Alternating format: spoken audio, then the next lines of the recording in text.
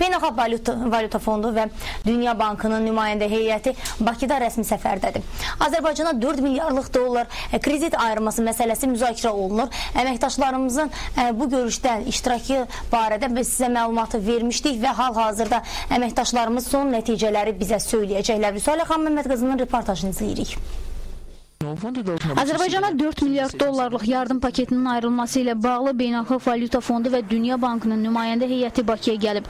Azərbaycan hökuməti Beynəlxalq Valyuta Fondundan 3 milyard, Dünya Bankından isə 1 milyard dollar cəlb etmək niyyətindədir. İlk olaraq nümayəndə heyətinin Maliyyə Nazirliyində görüşləri keçirildi. Qonaqlar bu görüşlərin perspektivli olacağını bildirdilər. Görüş çox yaxşı keçdi. Biz hökumətin maliyyə yardımı ilə bağlı addımını dəstəkləyirik və bundan çox məmnunuq. Azərbaycan hökumətinin müraciəti əsasında potensial texniki yardım məsələsini müzakirə etmək üçün Bakıya gəlmiş Beynəlxalq Valyuta Fondunun və Dünya Bankının nümayəndə heyətlərinin bugündən başlayan görüşləri fevralın 4-ünə kimi davam edəcək. Financial Times qəzetinin məlumatına görə bu iki iri maliyyə institutundan başqa Avropa Yenidən Qurma və İnkişaf Bankı, Asiya İnkişaf Bankı və digər qurumlar da Bakıya nümayəndələrini göndərəcək.